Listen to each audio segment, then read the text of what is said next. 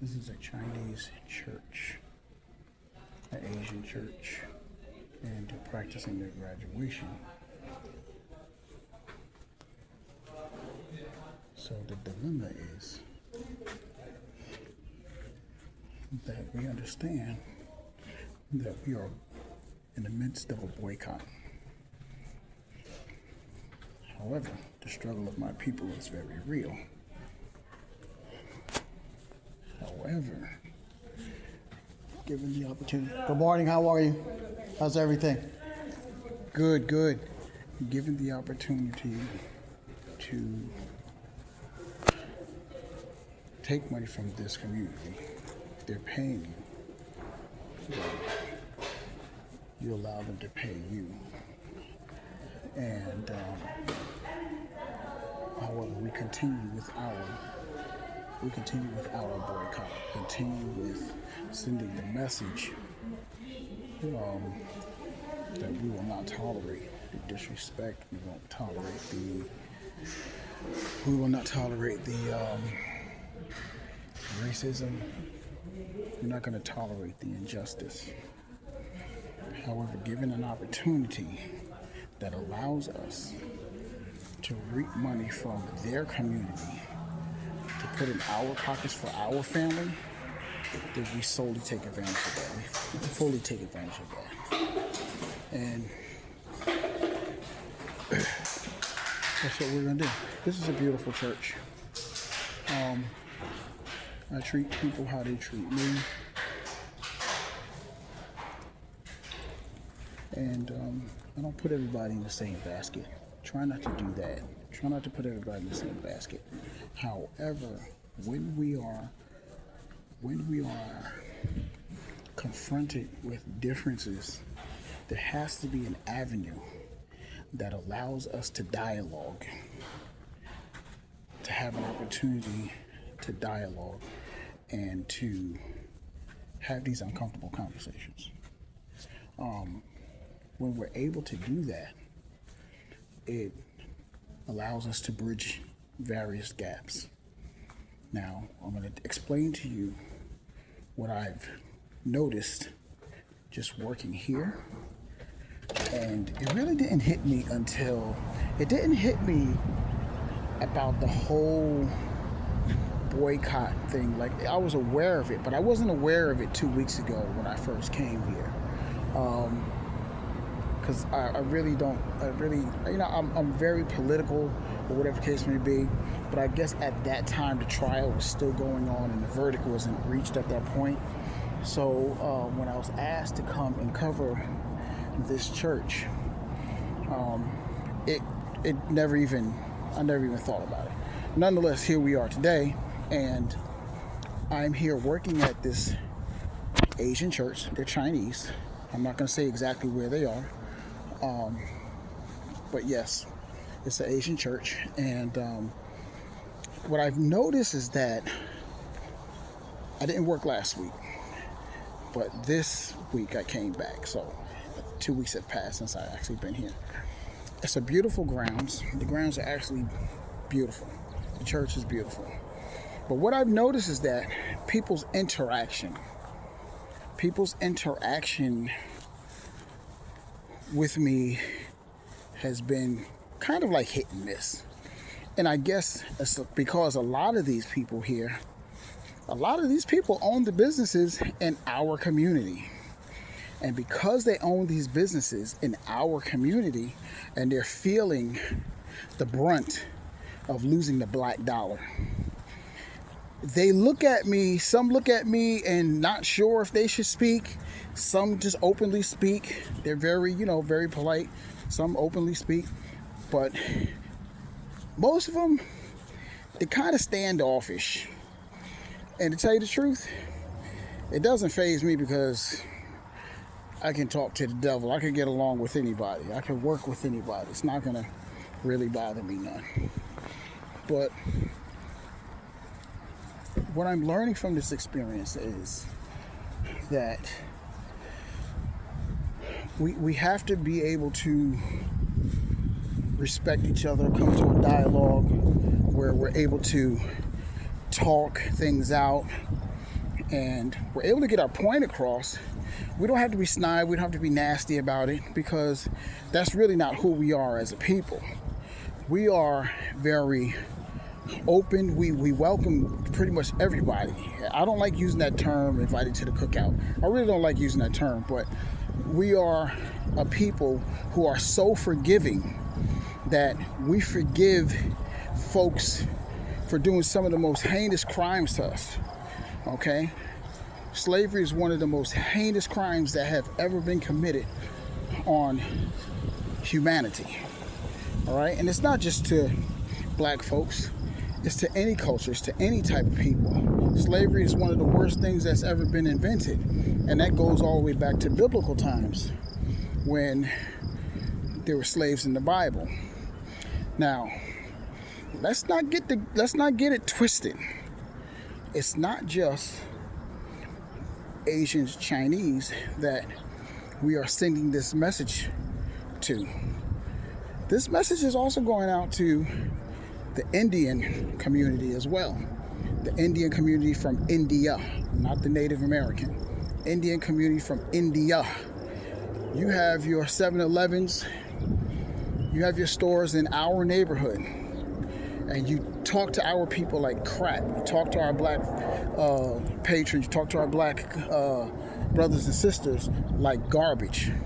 This goes to you too. Okay? You come here on your H-1 visa, okay?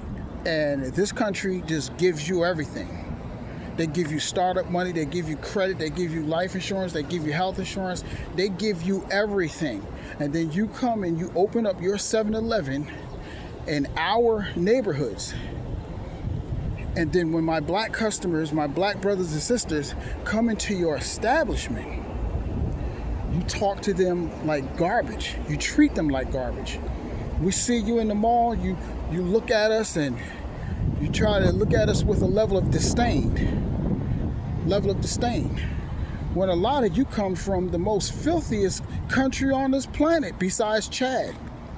Most of you come from Bangladesh and some of these other places that I would never buy any type of textile or garment. Looking on the tag and it says Bangladesh on it. Your rivers are flooded with dead bodies, decaying bodies, rotten bodies, feces. And then you're using the same rivers, the same waters to rinse your textiles in. And then you pack these things up and you dye them, you pack them up, and then you send them all over the world because, yes, you guys are the textile giants. However, let's not get it twisted. This boycott goes out to you Indians as well. Okay? I'm going to give you a story that just recently happened to me, and I was very, very shocked that it actually happened. But I was coming back from Maryland. As you know, a lot of you guys know I worked on the railroad. So I was coming back from Maryland, and I happened to take a bus. I didn't want to take a flight, so I took the Greyhound bus. And when I got on the Greyhound bus, your ticket has your seat number on it. So I looked at my seat number. I get on the bus. I find my seat, and there's this older Indian lady sitting there, and she has a bag right in front of where my seat, where I'm supposed to sit, sitting on the floor. And so she looks up at me. I look at her. I wasn't thinking anything of it. I thought that she was going to just reach over and pull her bag and say, "Oh, I'm sorry, excuse me." She never reached down and pulled her bag. She looked at her bag and she looked at me, and she went on back to acting like she was on her phone or whatever case may be. So I slid her bag over with my foot, and I sat down in my seat. I could tell she was very upset about the situation, and she turned around and she says to me, she finally got disgusted. She says to me, "Can you go move somewhere else?" And I said, "Excuse me?" She said, can you move somewhere else? I don't want you sitting here. And I looked at this woman and I said to her, I paid for my ticket just like you paid for your ticket. And then I had to ask, are you supposed to be seated here? Look at your ticket and make sure you're in the right seat. So she said, you need to leave. You need to go somewhere else.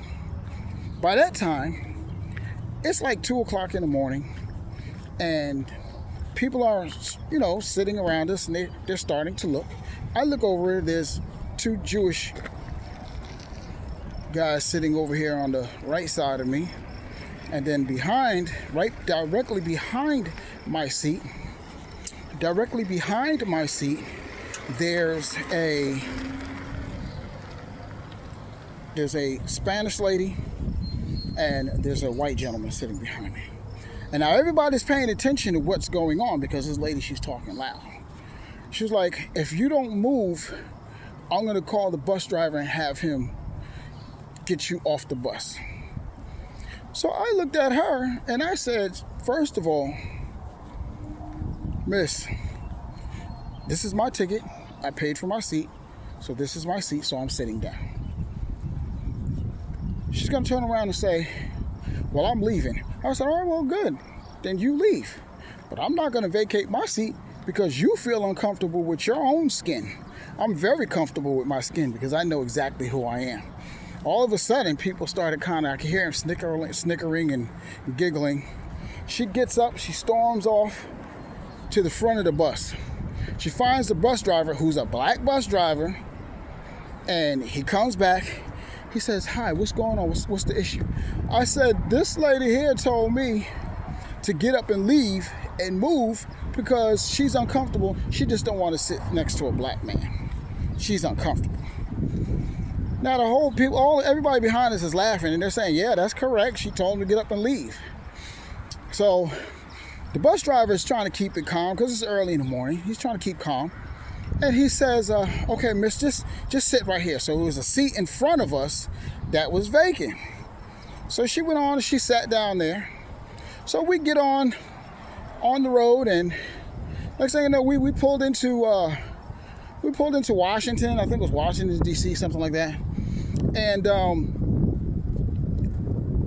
people are starting to get on the bus. Very young, articulate young lady gets on the bus. Brown, of course. She gets on the bus and she's looking at the ticket. She's looking at the seat numbers and she stops like right in front of me. She looks at the seat number and then she bounces back and looks at the seat number in front of me. That's where this Indian lady sitting at. She says, excuse me, I'm sorry, but you're in the wrong seat.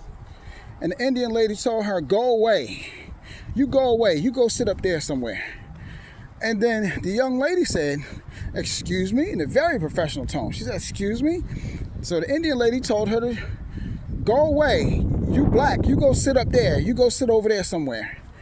So the sister says, she says, I'm black.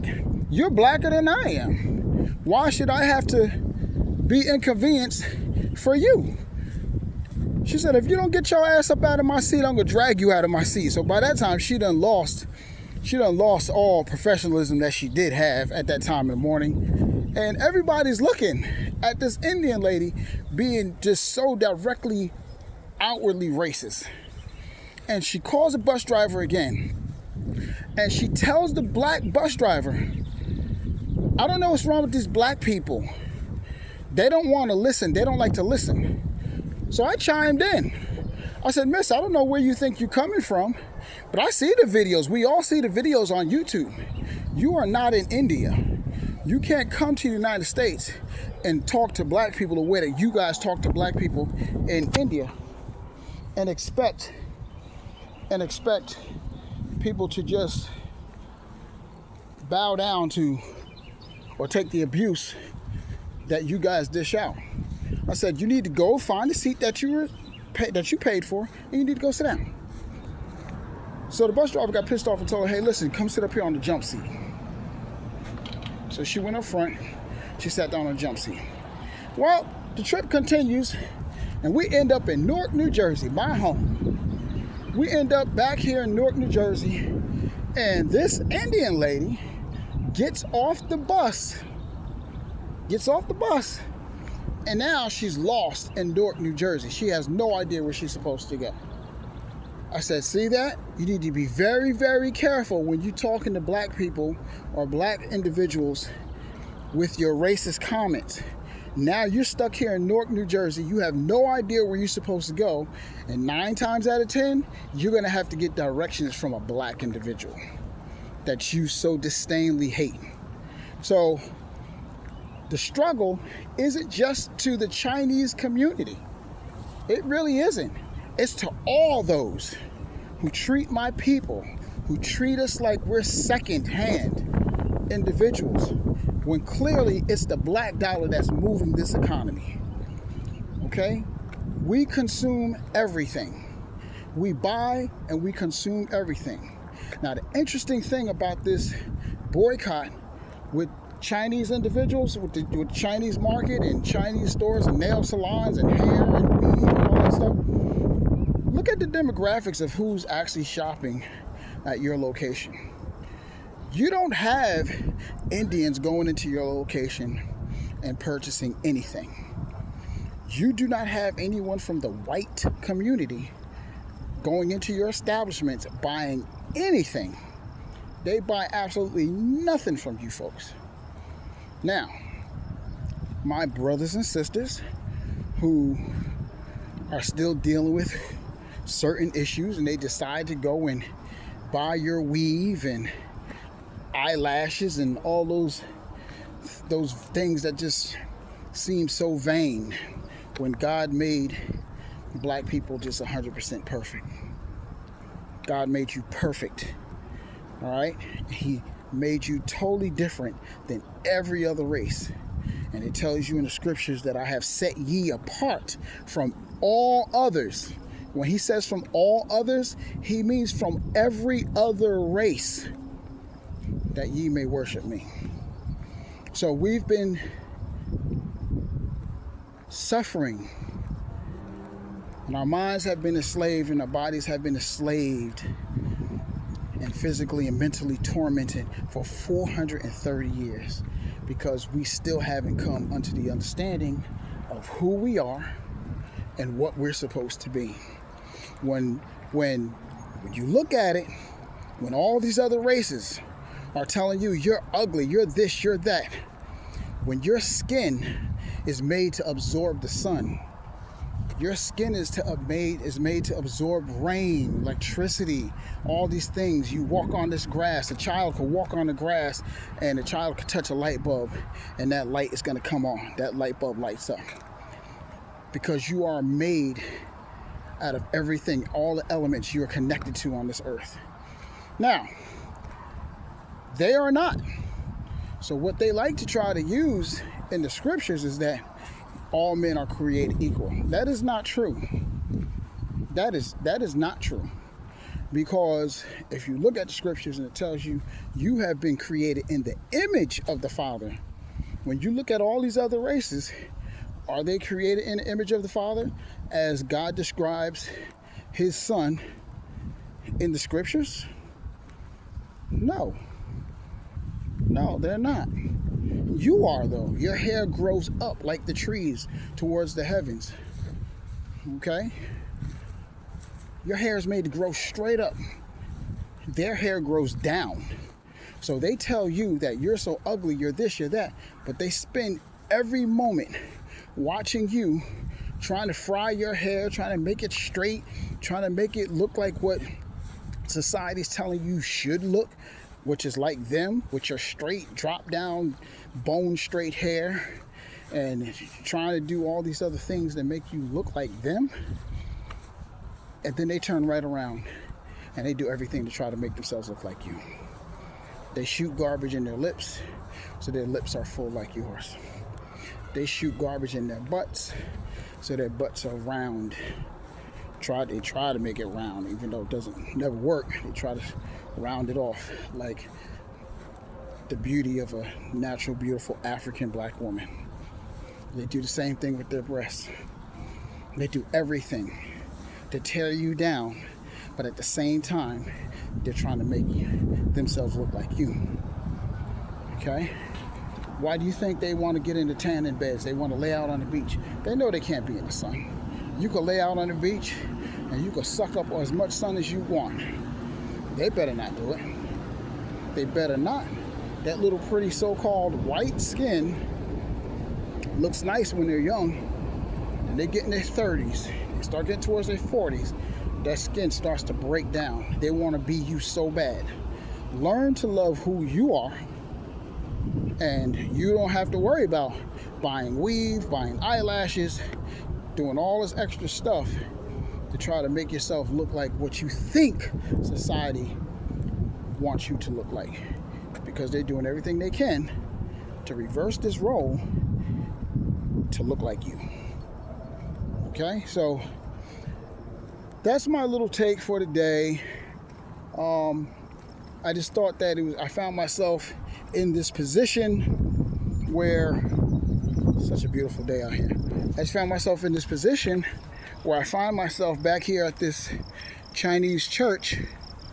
It's a very nice church, very beautiful place. And the music is hot.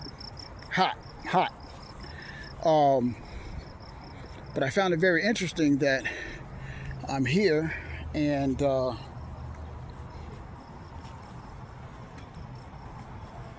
I'm providing a service. Not only am I providing a service, they're paying me very, very well to be here, to actually provide them this service. So I had to step back and I had to ask a couple of friends of mine, like, I mean, what do you think? Like, do I stop working here or do I continue to work here? Given the fact that we are in the middle of this boycott. And the ultimate answer to that is we continue. If they're going to pay us, then by all means, we take that dollar. And you take that dollar and you take care of your family, put it back into your community. But we aren't giving any dollars into that community. So with that being said, I wish everybody the best of luck and have a great day.